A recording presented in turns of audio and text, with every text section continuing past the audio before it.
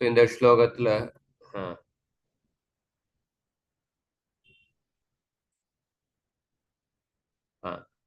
மாரோதித் அஸ்ய ஜனனி கௌதமி பதி தேவதா. அவங்களுக்கு வந்து ஒரு பேர் கௌதமி, ஏன்னா கௌதம ரிஷியினுடைய வம்சத்துல வந்தவங்க, அதனால உங்களுடைய பேர் கௌதமி. பதி தேவதா அப்படிங்கிற வார்த்தைக்கு என்ன அர்த்தம்னா, இந்த அஸ்வத்தாமனுடைய தாயார் வந்து தன்னுடைய கணவனுக்கு வந்து ஸ்ரத்தையுடன் பதிவிரதா தர்மத்தை வந்து சரியாக பின்பற்றி கொண்டிருக்கின்றார்கள். பதி தேவதா டிவோட்டட் டு ஹர் ஹஸ்பண்ட், தன்னுடைய கணவனுக்கு வந்து இவங்களுக்கு கணவனுக்கு கீழே இங்க பதிவிரதா தர்மத்தை வந்து ஸ்ரத்தையாக கடைபிடிக்கின்றார்கள். இவங்க வந்து கௌதமி, இவங்க இந்த அஸ்வத்தாமனுடைய அம்மாவை வந்து துக்கப்படுத்தாதீர்கள். எப்படி நான் அழுது கொண்டு இருக்கின்றேனோ, யதா அகம் மிருத வத்சார்த்தா ரோதிம் அஸ்ருமுகி முகுகு. நான் எப்படி மிருத வத்சார்த்தா, என்னுடைய குழந்தைகள் கொல்லப்பட்டு விட்டன, அவங்களுடைய பிரிவுல நான் எப்படி அழுது கொண்டு இருக்கின்றேனோ அதே துக்கத்தை வந்து இந்த அஸ்வத்தாமனுடைய அம்மாவுக்கு கொடுக்காதீர்கள். இங்க பாத்தீங்கன்னா திரௌபதியினுடைய மிக உயர்ந்த மனப்பான்மை வருகின்றது. பொதுவாக பழிவாங்கும் மனப்பான்மை அப்படிங்கிற, பழிக்கு பழிவாங்கும் மனப்பான்மை வந்து இந்த உலகத்துல அவ்வளவு தீவிரமாக இருக்கு. இவங்க என்னை ஏமாத்திட்டாங்க, இவங்களை இப்படி பண்ணிட்டாங்க, நானும் அவங்களுக்கு வந்து ஒரு சரியான பாடம் புகட்டுறேன். பழிக்கு பழி. பல திரைப்படங்கள் இந்த பழிவாங்கும் மனப்பான்மையினுடைய அந்த அடிப்படையிலே எடுக்கப்படுகின்றன. ஹிந்தியில ஒரு சினிமா வந்துச்சு, அந்த சினிமாவினுடைய பேர் என்னன்னா பத்லாபூர் அப்படின்னு இருந்துச்சு. பத்லா அப்படின்னா ஹிந்தியில என்ன அர்த்தம்னா பழி வாங்குவது அப்படின்னு அர்த்தம். பத்லாபூர் அப்படிங்கிற பேர்ல இருந்து தெரியுது, இந்த மாதிரி அந்த படத்தினுடைய கதை வந்து இது பழிவாங்கும் மனப்பான்மையில் உள்ள கதை அப்படிங்கிறது. இங்க வந்து திரௌபதியினுடைய ஒரு வைஷ்ணவருடைய குணம், ஒரு தாயாரினருடைய குணம், ஒரு பெற்றோருக்கு வந்து அவங்களுடைய வாழ்க்கையில் உள்ள ஒரு உயர்ந்த துக்கம் என்னன்னா, அவங்க இருக்கும் பொழுதே அவங்களுடைய குழந்தைகளுடைய மரணத்தை பார்ப்பது மிக உயர்ந்த துக்கம் அப்படின்னு சொல்லப்பட்டுள்ளது. சாஸ்திரத்துல ஒரு இடத்துல சொல்லப்பட்டிருக்கு, ஒருத்தருடைய வாழ்க்கையில ஒரு மிக உயர்ந்த சுகம் என்னன்னா, அவங்களுக்கு குழந்தை பிறக்கும் பொழுது அந்த பெற்றோருக்கு மிக உயர்ந்த சுகத்தை அனுபவிக்கிறான். அதே மாதிரி அவங்க கண் முன்னாடி குழந்தை செத்து போனாங்கன்னா அது வந்து ஒரு மிக உயர்ந்த துக்கம். பொதுவாக பார்க்கிறோம், மக்கள் வந்து அவங்களுடைய வாழ்க்கையில துக்கம் வரும் பொழுது அந்த துக்கத்திலேயே அவங்க மூழ்கி இருக்கிறாங்க. அவங்க வந்து எனக்கு வந்து இப்படி நேர்ந்து விட்டேனே, நான் வந்து எந்த தப்பும் செய்யலையே, நான் இவ்வளவு நல்ல காரியம் செஞ்சிருக்கேனே அப்படின்னு மற்றவங்களுடைய பரிதாபத்தை ஈர்க்கும் மாதிரி அவங்க தங்களுடைய துக்கத்திலே அவங்களுடைய சிந்தனை மூழ்கி இருக்கும். மற்றவங்களுடைய பரிதாபத்தை ஈர்க்கிற மாதிரி அவங்க பேசுவாங்க. அந்த சமயத்துல அவங்களால பல சமயத்துல மற்றவங்களுடைய துக்கத்தை பத்தி நினைக்கிறதுங்க வந்து ரொம்ப கஷ்டமா இருக்கும். ஏன்னா அவங்களுடைய துக்கத்திலே மூழ்கி இருப்பாங்க. ஆனா இங்க திரௌபதியினுடைய 5 குழந்தைகளும் கொல்லப்பட்டுள்ளனர். இந்த சமயத்துல அவங்க எவ்வளவு துக்கப்படுறாங்க. ஆனா அதே சமயத்துல அவங்க வந்து அஸ்வத்தாமன் கொல்லப்பட்டான்னா அவங்களுடைய தாயாருக்கு எவ்வளவு துக்கம் வரும், அதை பத்தி யோசிச்சு இந்த அஸ்வத்தாமனை கொல்லாதீர்கள் அப்படிங்கிற திரௌபதியினுடைய அவ்வளவு ஒரு உயர்ந்த குணம் இங்க தெரியுது. ஒரு தாயினுடைய பாசத்தையும் தெரியுது, அதே சமயத்துல ஒரு வைஷ்ணவர், நான் ஒரு வைஷ்ணவருடைய குணம் பகவத்கீதையில கிருஷ்ணர் சொல்றார், அத்வேஷ்டா சர்வபூதானாம் மைத்ரக கருண ஏவச்ச நிர்த்வந்தோ நித்திய சத்வஸ்தோ நிர்யோக க்ஷேம ஆத்மவா. நோ, அத்வேஷ்டா சர்வபூதானாம் மைத்ர கருண ஏவச்ச சமதுக்க சுக. முதல் கருத்தை என்ன சொல்றாருன்னா, ஒரு வைஷ்ணவருடைய குணம் என்னன்னா அத்வேஷ்டா, அவருக்கு யார் மேலையும் பொறாமை இருக்காது.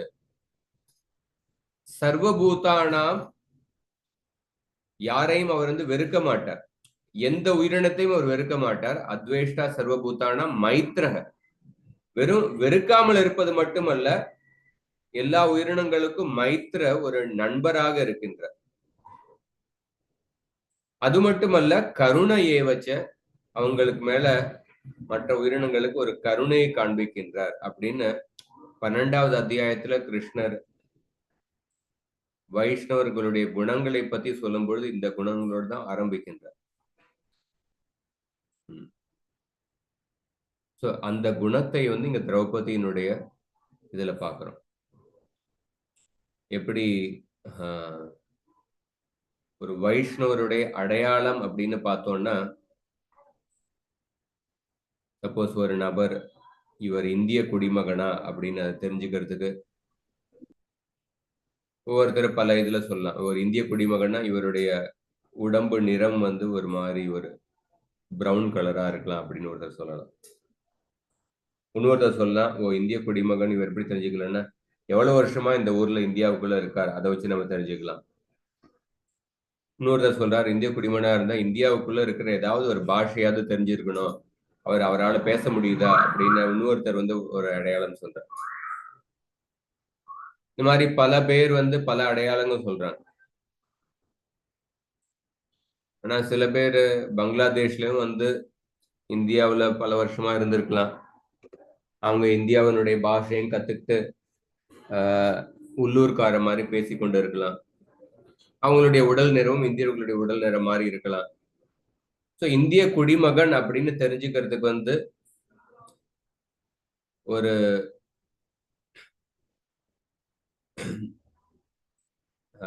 அதற்கான ஒரு உண்மையான அடையாளம் என்னன்னா, அவர்கிட்ட ஆதார் கார்டு இருக்கா, இந்திய குடிமகனுக்கான அந்த அடையாள அட்டை இருக்கின்றதா, அதை நம்ம பார்க்கணும். இந்த காலகட்டத்தில் அதையும் ஏமாத்தி வாங்கிடுறாங்க, அது ஒரு வேற விஷயம். பொதுவாக ஒரு இந்திய குடிமகன் அப்படின்னு பார்த்தோன்னா அவர்கிட்ட அந்த ஐடென்டிட்டி கார்டு, ஆதார் கார்டு இருக்கா, அதை பார்ப்போம். அதே மாதிரி ஒரு வைஷ்ணவர் அப்படின்னு பார்த்தோம்னா அந்த வைஷ்ணவருக்கான அடையாள அட்டை என்னன்னு பார்த்தோம்னா இந்த குணம் தான் முக்கியமானது. அத்வேஷ்டா சர்வபூதானா மைத்ர கருண ஏவச்ச.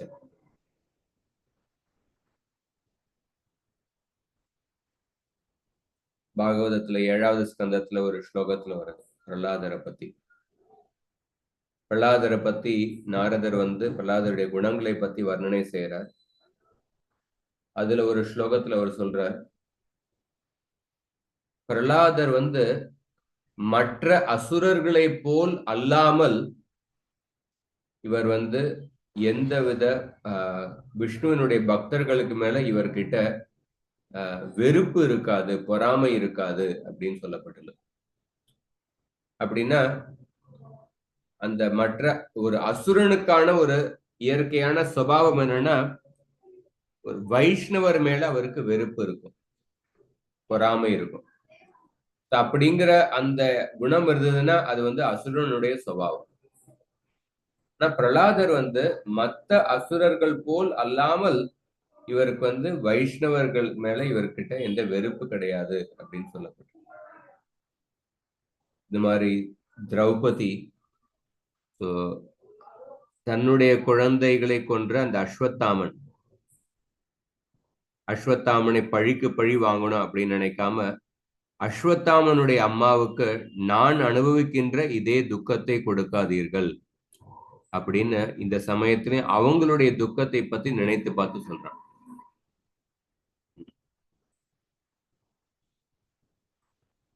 இதத்தான் ஒரு வைஷ்ணவருடைய குணத்தை பத்தி சொல்லப்பட்டிருக்கு, பரதுக்க துக்கி.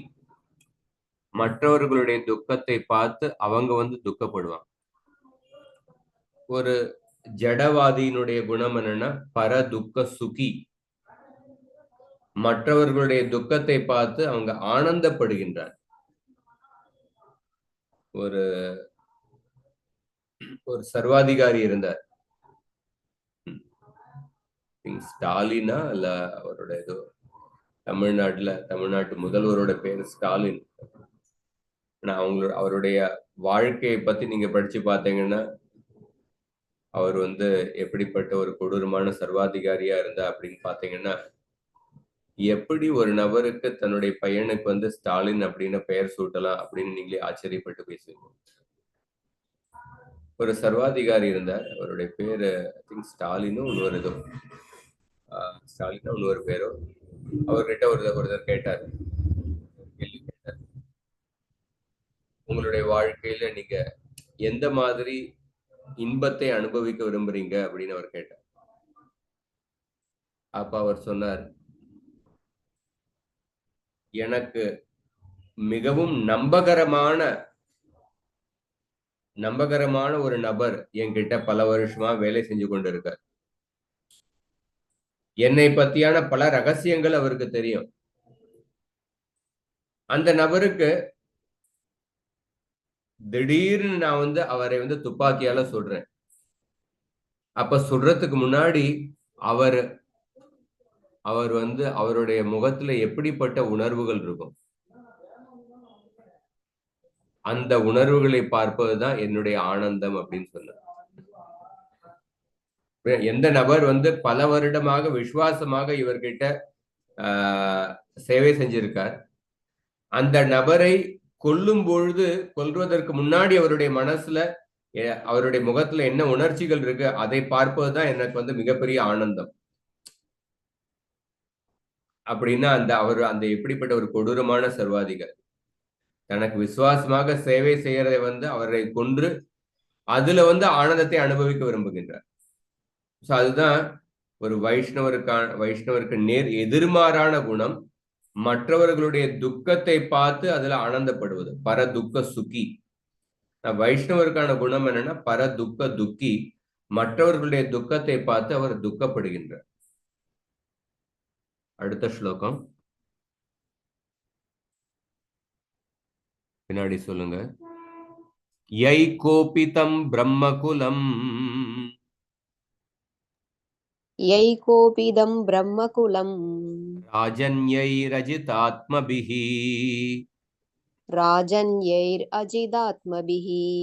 तत्कुलं प्रदहत्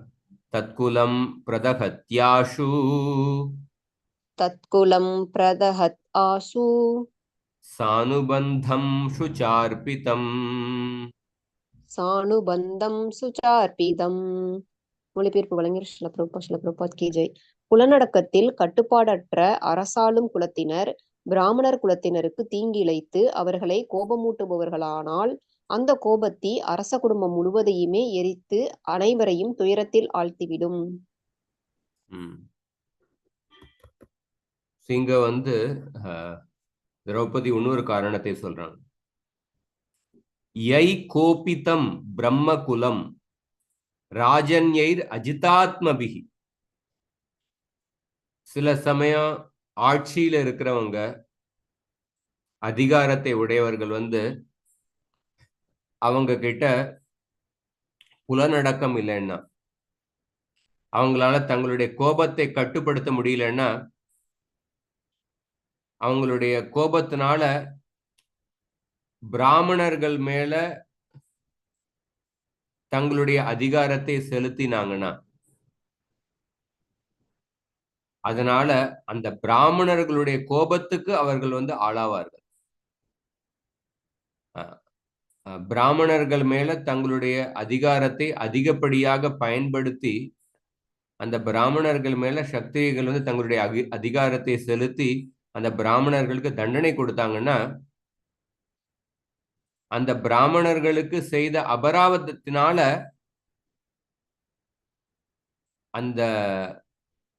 அந்த க்ஷத்திரிய குலமே அழிக்கப்படும். தத் குலம் பிரதகதி ஆஷு. பிராமணர்களுக்கு செய்த அபராதத்தினால வெகு சீக்கிரம் அந்த சத்திரிய குலமே அழிக்கப்படும். யத் தத் குலம் பிரதகத்யாஷு சானுபந்தம் சுச்சார்பிதம். அவங்களுடைய குலம் மட்டுமல்ல, அவங்களுடைய சார்ந்து யாரெல்லாம் இருக்கிறாங்களோ சுச்சார்பிதம், எல்லோரும் அதனால பாதிக்கப்படுவார்கள். அதனால அவங்களை சார்ந்து இருக்கிறவங்க, அவங்களுடைய குலம் எல்லோரும் அழிக்கப்படுவார்கள், பாதிக்கப்படுவார்கள். எல்லோரும் அவங்களுடைய வாழ்க்கையில கஷ்டம் ஏற்பட்டு அவங்க புலம்ப ஆரம்பிப்பாங்க அப்படின்னு சொல்லப்பட்டிருக்கு. இங்க பாத்தீங்கன்னா திரௌபதி இந்த சமயத்திலையும் அவங்க நல்ல கருத்துக்களை சொல்றாங்க. அவங்க துக்கத்தினால பாதிக்கப்பட்டு இருந்தாலும் அதே சமயத்துல அர்ஜுனன் கிட்ட சொல்றாங்க, நீங்க உணர்ச்சி வசப்பட்டு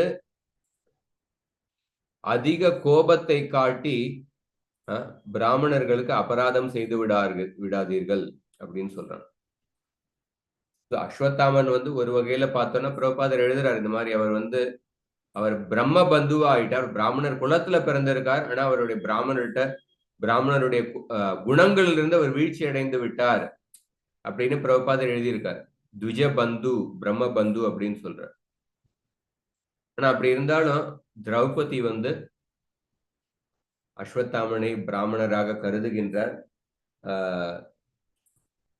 பிராமணர்களுக்கு மரியாதை கொடுப்பது பார்க்கும்போது கிருஷ்ணரை பத்தி நம்ம போற்றும் பொழுது நம்ம என்ன சொல்றோம், நமோ பிராமணிய தேவாய கோ பிராமண ஹிதாயச்ச, நமோ பிரம்மண்ய தேவாய கோ பிராமண ஹிதாயச்ச, ஜெகத் ஹிதாய கிருஷ்ணாய கோவிந்தாய நமோ நமக. நமோ பிரம்மண்ய தேவாய கோ பிராமண ஹிதாயச்ச. நான் அந்த கிருஷ்ணருக்கு நமஸ்காரம் செய்கின்றேன். எந்த கிருஷ்ணர்னா பசுக்களுக்கும் பிராமணர்களுக்கும் எப்பொழுதும் நன்மையை கொடுக்கும், அவர்களுடைய நலனை விரும்பி கொண்டிருக்கின்ற அந்த கிருஷ்ணருக்கு நான் நமஸ்காரம் செய்கின்றேன் அப்படின்னு நம்ம இந்த மந்திரத்தை சொல்றோம். பாகவதத்துல பார்த்தோம்னா பிருத்து சக்கரவர்த்தியினுடைய வாழ்க்கையில பிருத்து சக்கரவர்த்தி அவர் முழு சப்தத்வீபம் அவருடைய அதிகாரத்திற்கு கீழே இருந்தது. சப்தத்வீபம்னா நம்ம இருக்கிறது பாரத கண்ட, பாரத வருஷ அதுக்குள்ள 9 பகுதி இருக்கு. அதுல ஒரு பகுதி தான் பரத கண்ட அப்படின்னு சொல்றோம்.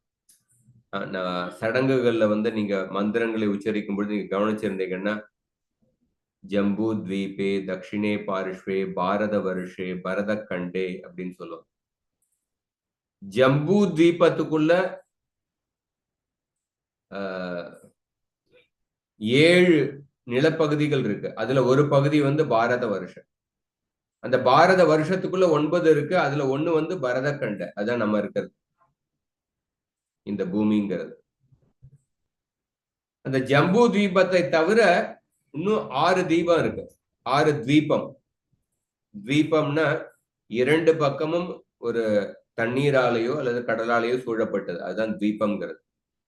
ஜம்பி தீபத்தை மாதிரி இன்னும் ஒரு 6 தீபம் இருக்கு. ஷால்மலி தீப, குஷத்வீப, புஷ்கர தீப, இதை பத்தி எல்லாம் 5வது ஸ்கந்தத்துல வர்ணனை வருது. பிருத்து சக்கரவர்த்தி கிட்ட அந்த 7 தீபமும் அவருடைய முழு அதிகாரத்துக்குள்ள இருந்தது. ஆனா அவர் தன்னுடைய அதிகாரத்தை பிராமணர்கள் மேல அவர் செலுத்த மாட்டார் அப்படின்னு பாகவதத்துல ஒரு ஸ்லோகத்தை வருது. பிராமணர்கள் மற்றும் வைஷ்ணவர்களை தவிர மற்றவர்கள் மேல தன்னுடைய அதிகாரத்தை செலுத்தினார். மாஜாத்து தேஜ பிரபவன்ன மகர்திபிஸ் திதிக்ஷயா தபசா வித்யாச்ச தேதீப்யமானே ஜிததேவதானாம் குலே ஸ்வயம் ராஜகுலாத் விஜானாம். பிருத்து சக்கரவர்த்தி தன்னுடைய குடிமகன்களுக்கு அறிவுரை சொல்லும் பொழுது அவர் சொல்றார், நீங்க ஒரு பொழுதும் பிராமணர்களை அவமரியாதை செய்யாதீர்கள், வைஷ்ணவர்களை அவமரியாதை செய்யாதீர்கள். சாஸ்திர ஞானம், தவ வலிமை, புலனடக்கம், இதுல இந்த மாதிரியான உயர்ந்த குணங்களை உடைய பிராமணர்களை அவமரியாதை செய்யார்கள். பிராமணங்கிறது வெறும் குலத்துல பிறந்ததுனால மட்டுமல்ல, மெயினா அந்த குணங்கள் இருக்க வேண்டும். அதனாலதான் இந்த ஸ்லோகத்துல மாஜாது தேஜ பிரபவண்ண மகர்திபிஸ் திதிக்ஷயா தபசா வித்யாச்ச. சகிப்புத்தன்மை, திதிக்ஷா, தபசா, தவ வலிமை, வித்யா, சாஸ்திர ஞானம், இந்த மாதிரியான குணங்களை உடைய பிராமணர்கள் மேல ஒருபோதும் நீங்கள் அவர்களை அவமரியாதை செய்யாதீர்கள் அப்படின்னு சுத சக்கரவர்த்தி சொல்ற. அதனாலதான் நம்ம துளசி ஆரத்தியில துளசியை பிரதட்சிணம் பண்ணும்பொழுது நம்ம என்ன சொல்றோம்? யானி காணி சாப்பா பாணி பிரம்ம ஹத்யாதி காணிச்ச தானி தானி பிரணஷ்யந்தி பிரதட்சிண பதே பதே. துளசியை பிரதட்சிணம் செய்வதன் மூலமாக பிரம்ம ஹத்யா, பிராமணர்களை கொல்லுகின்ற அந்த தோஷத்திலிருந்து ஒருத்தர் அதுல இருந்தும் கூட அவர் விடுபட்டு விடுகின்றார் அப்படின்னு துளசியுடைய மகிமையை பத்தி நம்ம பேசுறோம். ஏன்னா பிரம்ம ஹத்யா அப்படிங்கிற அந்த ஒரு பாவம் ஒரு உயர்ந்த பாவமாக கருதப்படுகின்றது. அப்படிப்பட்ட பாவத்திலிருந்தே ஒருத்தர் விடுபட்டு விடுகின்றார் அப்படின்னு சொல்லப்பட்டு, நம்ம இப்ப இருக்கிற தமிழ்நாட்டில் இருக்கிற ஆட்சி அவங்க பிராமணர்கள் எதிர்ப்பு, ஹிந்தி எதிர்ப்பு, சனாதன தர்ம எதிர்ப்பு, அந்த மாதிரி கருத்துக்களை சொல்லி மக்களையும் முட்டாளா வச்சிருக்காங்க. ஸோ இந்த அடிப்படை சாஸ்திர ரீதியா பார்க்கும் பொழுது எப்படி ஒரு கீழ்த்தரமான சிந்தனை இருக்கு, அதனால நம்மளை புரிந்து கொள்ள முடியும். ஏன்னா இந்த சமயத்திலயும் திரௌபதி சொல்றாங்க, நீங்க அதிகப்படியாக கோபப்பட்டு பிராமணர்கள் மேல நீங்க அபராதம் செஞ்சீங்கன்னா அந்த பிராமணர்களுடைய அபராதத்தினால உங்களுடைய சத்திரிய குலமே அழிந்து விடும் அப்படின்னு திரௌபதி சொல்றான். ஒரு நிமிஷம்.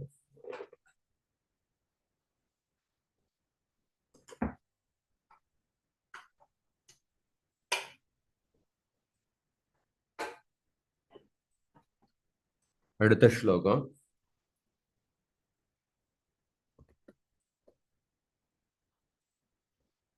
சூத உவாச்ச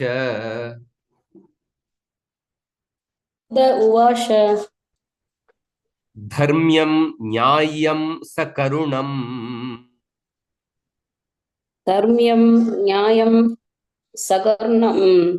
நிர்வ்யலீகம் சமம் மகத்.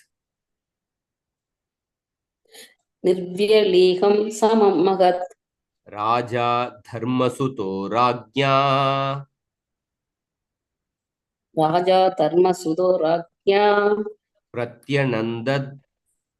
பிரத்யநந்தத்வசோ த்விஜாஹ.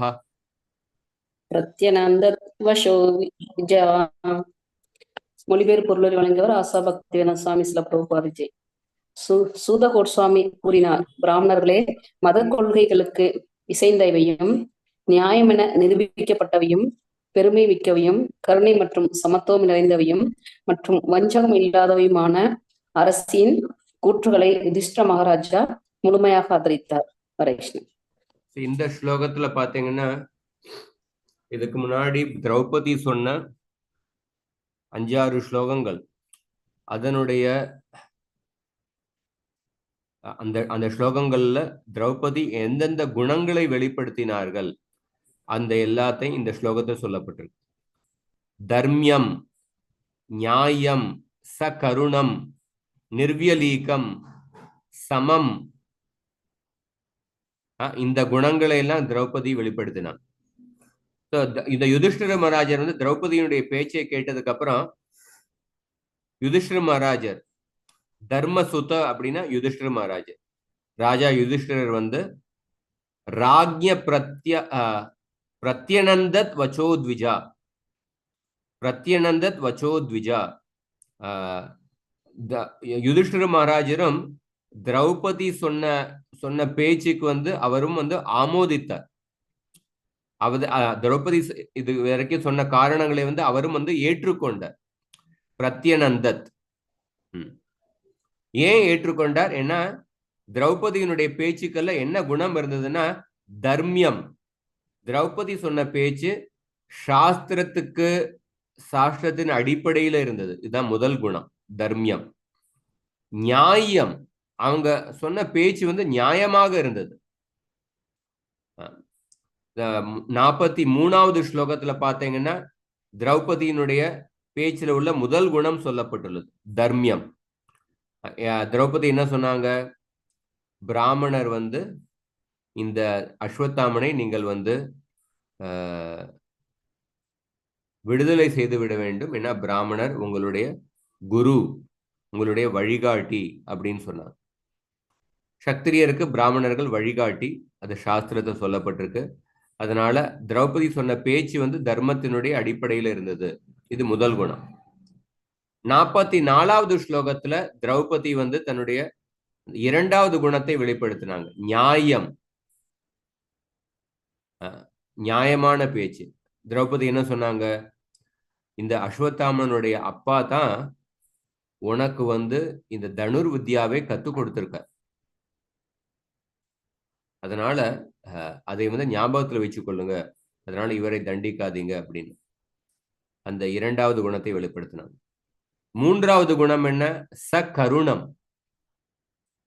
திரௌபதியினுடைய குணம் கருணையுடன் இருந்தது. ஏன்னா 45வது ஸ்லோகத்துல இந்த ஸ்லோகத்தை வெளிப்படுத்தினான்.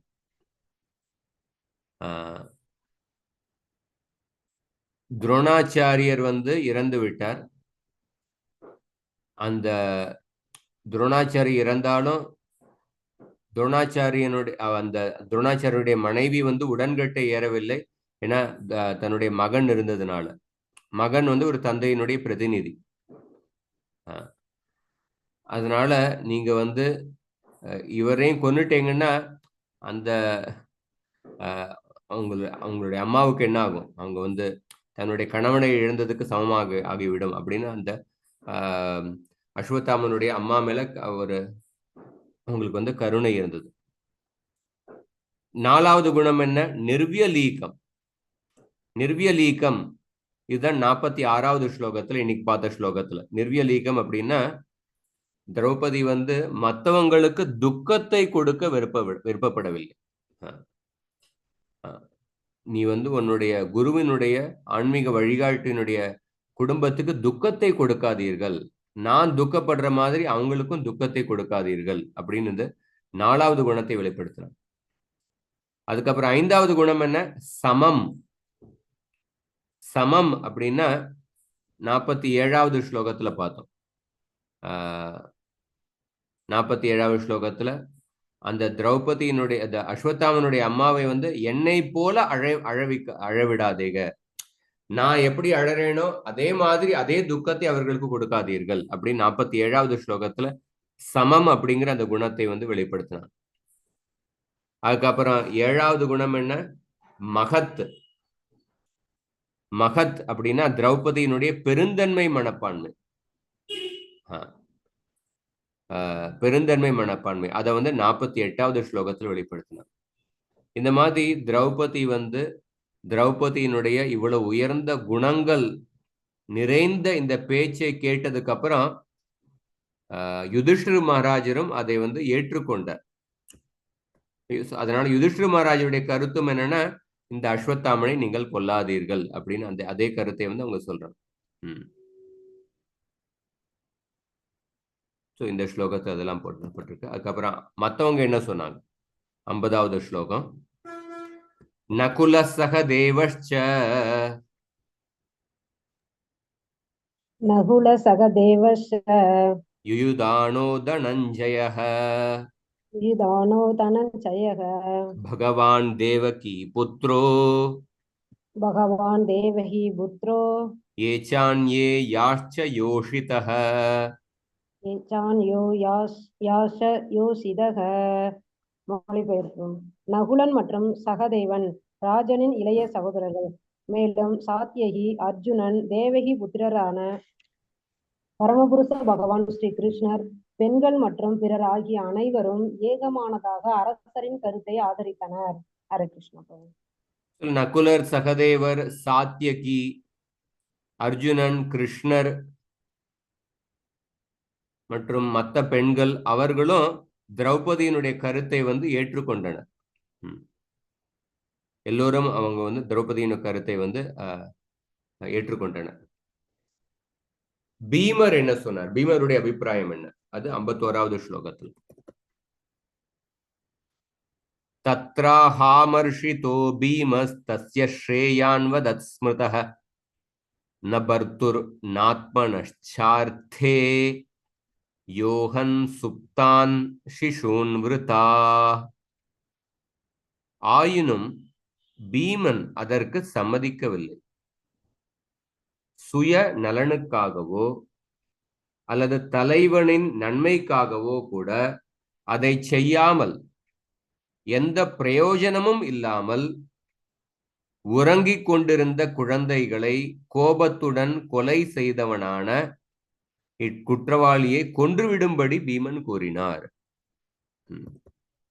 பீமருடைய அபிப்பிராயம் வந்து வேறுபட்டதாக இருந்தது. தத்ர ஹாமர்ஷிதோ பீம. பீமர் என்ன சொன்னார்?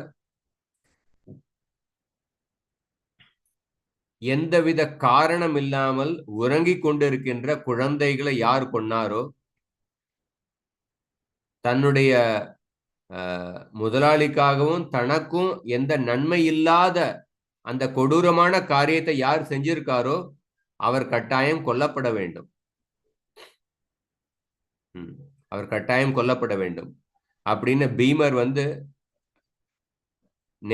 நேரடியாக சொல்றார். இங்க பாக்குறோம் எப்படி பீமர் வந்து, பீமரும் கிருஷ்ணருடைய பக்தர் தான், அர்ஜுனரும் பக்தர், யுதிஷ்டரும் பக்தர், நகுல சகதேவர் பக்தர். ஆனா பீமருடைய அபிப்பிராயம் வந்து வேறுபட்டதாக இருக்கு. இங்க பார்க்கும்பொழுது பக்தர்கள் மத்தியிலே வந்து எல்லா பக்தர்களும் கிருஷ்ணருக்கு சேவை செய்ய விருப்பப்பட்டாலும் எப்படி சேவை செய்ய வேண்டும் அதுல வந்து சில ஒவ்வொரு பக்தருடைய அபிப்பிராயம் வந்து வேறுபட்டதாக இருக்கலாம். ஏன்னா பௌதிக உலகத்துக்கும் சரி ஆன்மீக உலகத்துக்கும் சரி, இது ரெண்டுலயும் உள்ள ஒரு பொதுவான ஒரு குணம் என்னன்னா வேற்றுமை அப்படின்னு சொல்றோம். டைவர்சிட்டி, வேற்றுமை அப்படின்னா எந்த விஷயத்தை பார்த்தாலும் சில வேற்றுமைகள் இருக்கும். நீங்க கடைக்கு போறீங்க, ஒரு டூத் பேஸ்ட் வாங்குறதுக்காக போறீங்க. டூத் பேஸ்ட்லயே அவங்க வந்து ஒரு 25 வெரைட்டியை காமிக்கிறாங்க.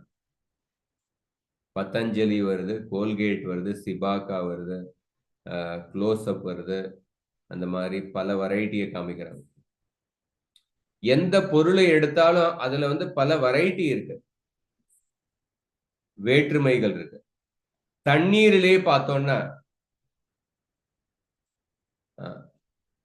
ஒரு வாரத்துக்கு ஒரு தடவை காவேரி தண்ணி, ஆனா தினம் வர்றது முனிசிபாலிட்டி தண்ணி, அது தவிர போர் தண்ணி வேற. காவேரி தண்ணி அதை வந்து குடிக்கிறதுக்காக பிடிச்சு வச்சுக்கணும். மற்ற தண்ணி வந்து வேற மற்ற இதுக்காக உபயோகப்படுத்தணும். தண்ணீரிலே வந்து வேறுபாட்டை பார்க்கிறோம். எந்த இடத்தை பார்த்தாலும் அந்த ஒரு வேற்றுமை வந்து அது வந்து ஒரு இயற்கையான குணம். ஜட உலகத்திலையும் சரி ஆன்மீக உலகத்திலையும் சரி.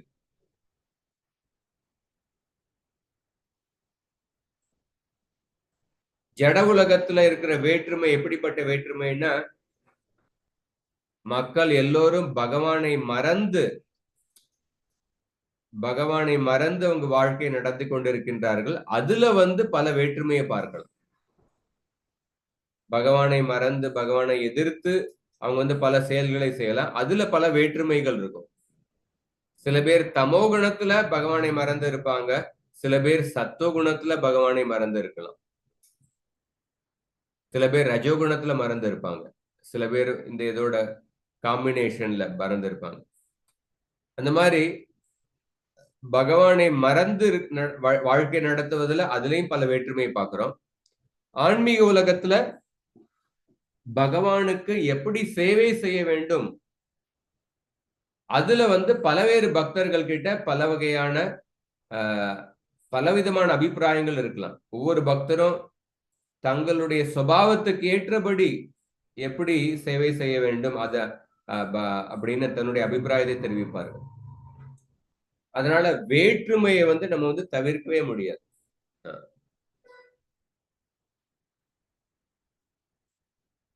பௌதிக உலகத்தில் உள்ள வேற்றுமை, அந்த வேற்றுமைக்குள்ள ஒரு ஒற்றுமை இருக்கு. பௌதிக உலகத்துல வேற்றுமைக்குள்ள இருக்கிற ஒற்றுமை என்ன? பகவானை மறந்து இருப்பது. அல்லது வேற்றுமைக்குள்ள ஒரு ஒற்றுமை என்ன? சுயநலம். ஆன்மீக உலகத்துல வேற்றுமை இருக்கு, ஆனா அந்த வேற்றுமைக்குள்ள இருக்கின்ற ஒற்றுமை என்னன்னா கிருஷ்ணருக்கு சேவை செய்வது.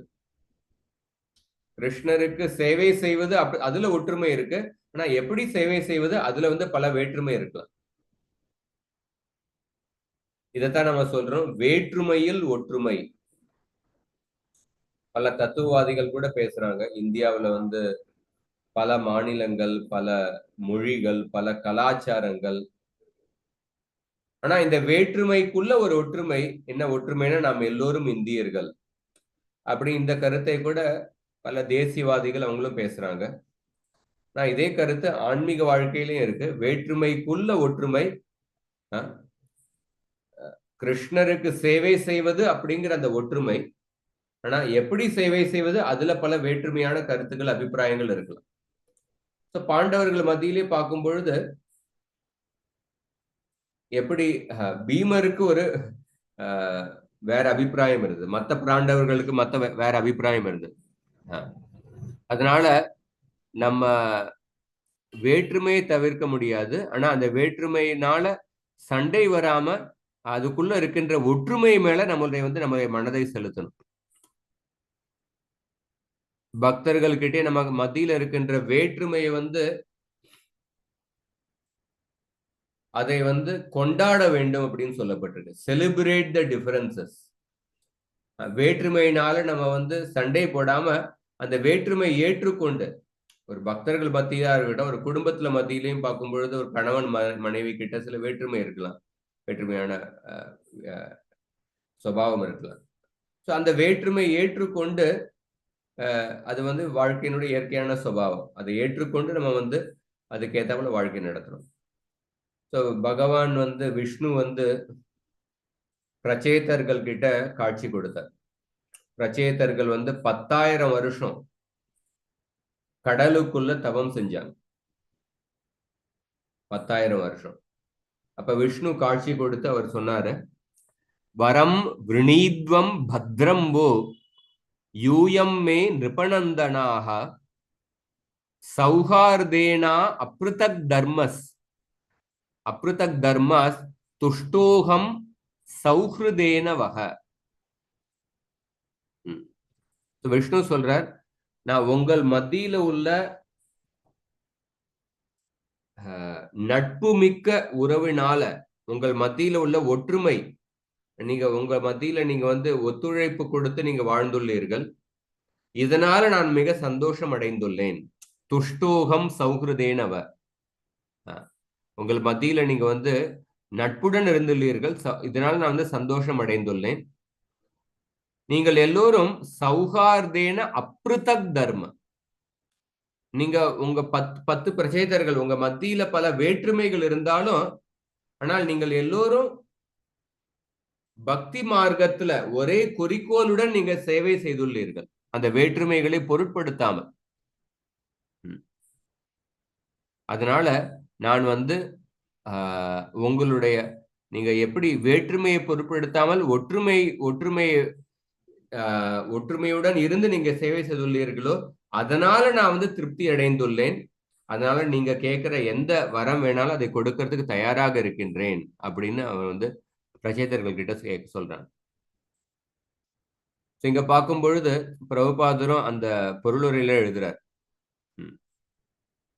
இந்த பௌதிக உலகத்துல வந்து மாறுபட்ட கருத்துக்கள், அபிப்பிராயம் வந்து அது இயற்கை.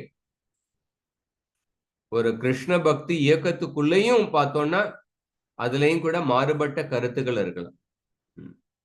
மாறுபட்ட அபிப்பிராயம் இருக்கிறதுனால அவங்க மத்தியில ஒற்றுமை இல்லை அப்படிங்கிற மாதிரி தெரியலாம்.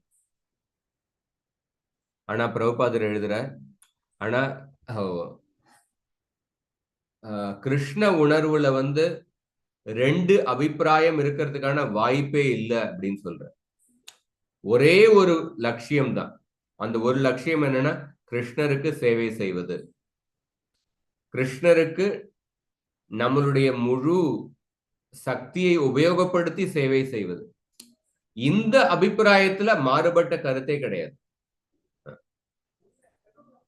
ஆனா எப்படி சேவை செய்வது அதுல சில மாறுபட்ட கருத்துக்கள் இருக்கு. கிருஷ்ணருக்கு சேவை செய்யணுமா அல்லது மற்ற தேவர்களுக்கு சேவை செய்யணுமா அப்படிங்கிற அந்த மாதிரி மாறுபட்ட கருத்து கிடையாது.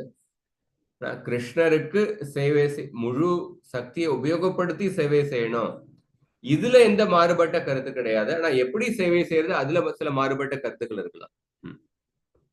அதுக்கப்புறம் பிரபுபாதர் எழுதுறார், பக்தர்கள் மத்தியிலேயே சில வேற்றுமைகள் இருந்ததுன்னா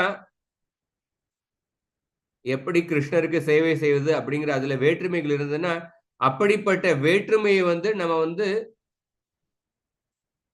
ஒரு ஆன்மீக கண்ணோட்டத்துல பார்க்கணும்.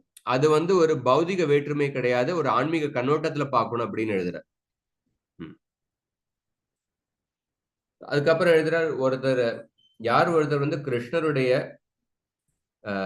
கிருஷ்ணருக்கு சேவை செய்வதில் ஈடுபட்டு கொண்டிருக்கின்றார்களோ அவர்கள் வந்து எந்த சூழ்நிலையினாலும் அவங்க வந்து பாதிக்கப்பட மாட்டார்கள். எந்த சூழ்நிலையினாலும் பாதிக்கப்பட மாட்டார்கள்.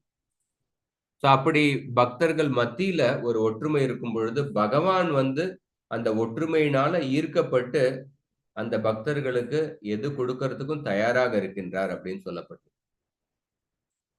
நம்ம பார்க்கும் பொழுது இன்னொரு உதாரணம் பார்த்தோம்னா, கிருஷ்ணர் அவதாரம் செய்யும் பொழுது 10வது ஸ்கந்தத்துல 3வது அத்தியாயத்துல பாத்தீங்கன்னா, கிருஷ்ணர் அவதாரம் செய்யும் பொழுது அப்ப கிருஷ்ணரை வரவேற்பதற்காக கந்தர்வர்கள் நினைச்சாங்க, நம்ம கிருஷ்ணர் இப்ப அவதாரம் செய்ய போறார், நம்ம என்ன செய்யலாம் அப்படின்னு கந்தர்வர்கள் நினைச்சிட்டு இருந்தாங்க. கந்தர்வர்கள் நினைச்சாங்க, கந்தர்வர்கள் மற்றும் கிண்ணறர்கள் நம்ம கிட்ட இருக்கிறது வந்து என்னன்னா இந்த பாடுகின்ற திறமை. நம்ம இந்த பாடுகின்ற திறமையை வந்து கிருஷ்ணரை வரவேற்கிறதுக்காக உபயோகப்படுத்தலாம் அப்படின்னு நினைச்சு அவங்க பாட ஆரம்பிச்சாங்க. ஜகு கிண்ணற கந்தர்வாஸ் துஷ்டுபு சித்த சாரணா. சித்தர்கள் மற்றும் சாரணர்கள் அவங்க என்ன நினைச்சாங்க, கிருஷ்ணரை வரவேற்கிறதுக்கு நம்ம என்ன செய்யணும் அப்படின்னு நினைக்கும் பொழுது சித்தர்கள் மற்றும் சாரணர்கள் வந்து அவங்க மங்களகரமான பிரார்த்தனைகளை வாசிக்க ஆரம்பிச்சாங்க. துஷ்டுவு சித்த சாரணா. வித்யாதரர்கள் மற்றும் அப்சராக்கள் அவங்க என்ன நினைச்சாங்கன்னா, கிருஷ்ணரை வரவேற்கிறதுக்காக நம்ம என்ன செய்யலாம்னா நம்ம கிருஷ்ணருடைய திருப்திக்காக நம்ம வந்து நடனம் ஆடுவோம் அப்படின்னு நினைச்சு அவங்க வந்து நடனம் ஆட ஆரம்பிச்சாங்க. வித்யாதரியாச்ச நன்றுத்துர் அப்சரோபி சமம் முதா. அதுக்கப்புறம் தேவர்கள் அவங்க நினைச்சாங்க, கிருஷ்ணர் அவதாரம் செய்ய போறார், நம்ம என்ன செய்யலாம் அப்படிங்கும்போது தேவர்கள் வந்து பூக்களை எடுத்து பூவை வந்து தூவ ஆரம்பிச்சாங்க. முமுச்சுர் முனையோ தேவா சுமணாம்சி முதான்விதா. சுமண அப்படிங்கிற வார்த்தை வந்து பூக்களை குறிக்கும். சுமண அப்படிங்கிற வார்த்தை வந்து இன்னொரு விஷயத்தையும் குறிக்கும். சுமண அப்படின்னா தூய்மையான மனது. முனிவர்கள் நினைச்சாங்க, நம்மளால பாடவும் முடியாது, நம்மளால நடனம் ஆட முடியாது, நம்மளால பூ தூவ முடியாது, நம்ம எப்படி கிருஷ்ணரை வரவேற்கலாம் அப்படின்னு நினைச்சு அவங்க என்ன நினைச்சாங்கன்னா, நம்ம மனசுல உள்ள தூய்மையான சிந்தனைகள் மூலமாக கிருஷ்ணரை வரவேற்கலாம் அப்படின்னு நினைச்சு உங்க தூய்மையான சிந்தனைகள் மூலமாக கிருஷ்ணரை வரவேற்றாரு. அப்ப அந்த சமயத்துல கார் மேகம், மேக கூட்டங்கள் பார்த்தது. ஓ, இவ்வளவு பேரு கிருஷ்ணரை வரவேற்கிறதுக்காக இருக்கிறாங்க, நம்ம எப்படி கிருஷ்ணரை வரவேற்கலாம் அப்படின்னு அந்த மேகங்கள் நினைத்தது. மேகங்கள் நினைச்சது நம்ம வந்து இடி இடிச்சு கிருஷ்ணரை வரவேற்கலாம் அப்படின்னு மேகங்கள் தீர்மானம் பண்ணுது. ஆனா அந்த மேகங்கள் நினைச்சு நம்ம இடி இடிச்சு வரவேற்றோம்னா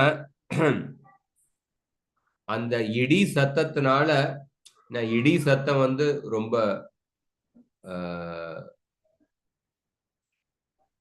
ரொம்ப உரத்த குரல்ல அந்த சத்தம் வரும். நம்ம இடி இடிச்சு வரவேற்றோம்னா இதனால இந்த கந்தர்வர்களுடைய பாடுவதனுடைய சேவை பாதிக்கப்படும். அப்சரர்களுடைய நடனமாடனுடைய சேவை பாதிக்கப்படும். அதனால நம்ம வந்து இடி இடிச்சு பகவானை வரவேற்க கூடாது அப்படின்னு நினைச்சு அவங்க என்ன நினைச்சாங்கன்னா, நம்ம வந்து கொஞ்சம் குறைந்த ஒலியில் நம்ம வந்து இடி இடிக்க வேண்டும். நம்ம உரத்த குரல்ல இடி இடிச்சோம்னா இந்த நம்ம ஒரு இடி இடிக்கும் ஓசையினால மற்றவர்களுடைய பாடு நடனம்லாம் பாதிக்கப்படும். ஒருத்தர் வந்து பாடிக்கொண்டிருக்கின்றார், அப்ப அவருடைய பாட்டுக்கு ஏற்றபடி நடனம் இருக்க வேண்டும். அந்த பாட்டுக்கு நடனத்துக்கும் ஏற்றபடி இசை இருக்க வேண்டும்.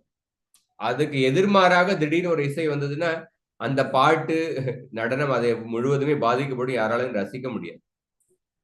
அதனால அந்த சமயத்துல இந்த மேக கூட்டங்கள் நினைச்சது, நம்ம வந்து கொஞ்சம் மெதுவான ஓசையினால அவங்களுடைய பாட்டுக்கும் அவங்களுடைய நடனத்துக்கும் ஒரு ஒரு பின்னாடி இருந்து ஒத்துழைப்பு கொடுக்கிற மாதிரி அந்த கண்ணோட்டத்துல நம்ம வந்து இடி இடிக்க வேண்டும். அதனால இந்த பாகவதத்துல என்ன வர்ணனை வருதுன்னா, மந்தம் மந்தம் ஜலதரா ஜகர்ஜுர் அனுசாகரம். மந்தம் மந்தம் ஜலதரா, ஜலதரானா மேகங்கள். மந்தம் மந்தம்னா மந்தமான ஓசையுடன், குறைந்த ஓசையுடன் எழுப்படுத்தி அவங்க வந்து அந்த பாட்டுக்கும் நடனத்துக்கும் கொஞ்சம் பக்கவாத்தியமாக குறைந்த ஓசையுடன் இருந்து அவங்க வந்து கிருஷ்ணரை வரவேற்றதுக்காக தங்களுடைய சாமர்த்தியத்தை வெளிப்படுத்தினார். இதுல இருந்து என்ன தெரியுதுன்னா, கிருஷ்ணர் வந்து அவதாரம் செய்யும் பொழுது அவர் வந்து இந்த உலகத்துல எல்லோரையும் வந்து சேர்த்து வைக்கின்றார், ஒரு ஒற்றுமையை கொண்டு வரார். அல்லது எல்லா பக்தர்கள் ஒற்றுமையாக இருக்கும் பொழுது அந்த ஒற்றுமை வந்து கிருஷ்ணரை வந்து அவதாரம் செய்ய வரவழைக்கின்றது, கிருஷ்ணரை வந்து ஈர்க்கின்றது. அதே பாகவதத்துல பார்க்கும் பொழுது 10வது ஸ்கந்தத்துல 1வது அத்தியாயத்துல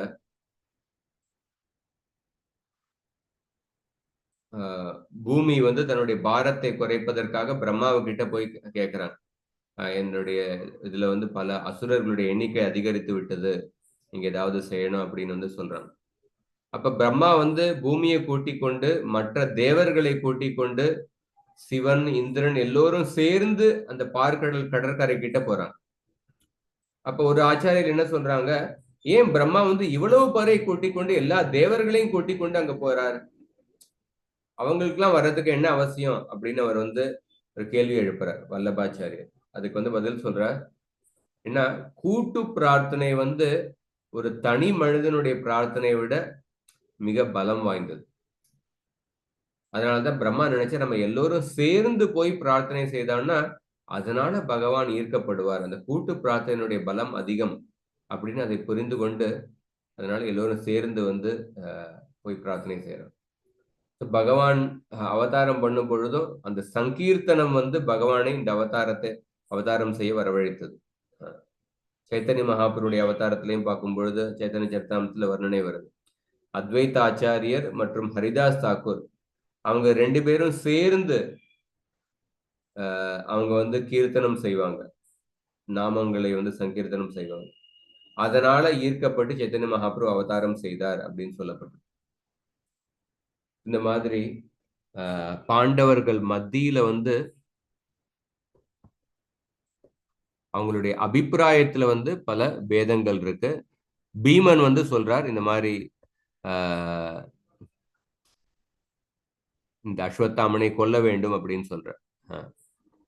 அதுக்கப்புறம் அடுத்த ஸ்லோகம் இதோட முடிப்போம். நிஷம்ய பீம கதிதம் திரௌபத்யாச்ச சதுர்புஜः ஆலோக்கிய வதனம் சக்யுர் இதமாக சன்னிவ. அந்த சமயத்துல கிருஷ்ணர் வந்து தன்னுடைய சதுர்புஜ 4 கரங்களை வெளிப்படுத்தி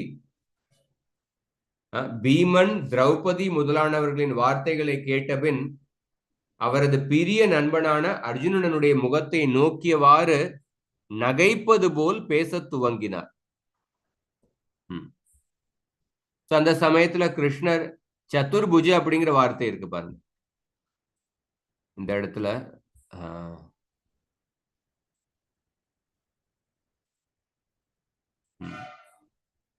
சதுர்புஜ அப்படிங்கிற வார்த்தை வருது. ஏன் சதுர்புஜ வார்த்தை வருது? ஏன் கிருஷ்ணர் வந்து தன்னுடைய 4 கரங்களை வெளிப்படுத்தினாருன்னா, அவர் தன்னுடைய அவர் வந்து பீமர் வந்து அஸ்வத்தாமனை கொல்லணும் அப்படின்னு சொன்னார். ஆனா திரௌபதி வந்து அஸ்வத்தாமனை வந்து விடுதலை கொடுத்துருங்க அப்படின்னு சொன்னார். அதனால இந்த 2 பட்சத்துக்கு நடுவில் ஒரு தகராறு, ஒரு வேறுபட்ட கருத்து இருக்கிறதுனால கிருஷ்ணர் வந்து தன்னுடைய 2 கரங்களை உபயோகப்படுத்தி பீமரை வந்து சமாதானப்படுத்தினார், அவரை தடுத்து நிறுத்தினார். இன்னொரு 2 கரங்களை உபயோகப்படுத்தி திரௌபதியை வந்து சமாதானப்படுத்தினார். அதனால அவர் வந்து 4 கரங்களை வெளிப்படுத்தினார் அப்படின்னு சொல்லப்பட்டு. அப்ப கிருஷ்ணர் வந்து தன்னுடைய புன்னகையுடன் பேச ஆரம்பித்தார் அப்படின்னு சொல்லப்பட்டது. அந்த கிருஷ்ணர் சொன்ன கருத்துக்களை நம்ம அப்புறம் பார்ப்போம். ஹரே கிருஷ்ணா.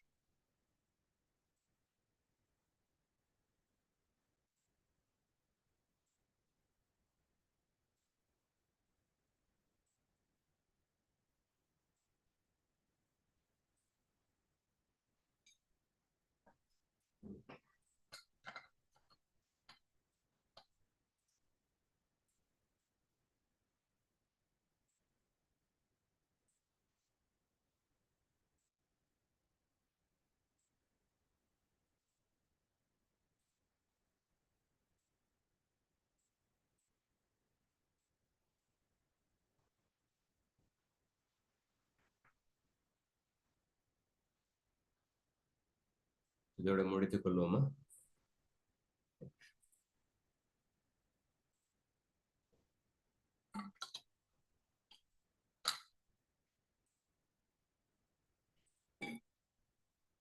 சரி, ஹரே கிருஷ்ணா.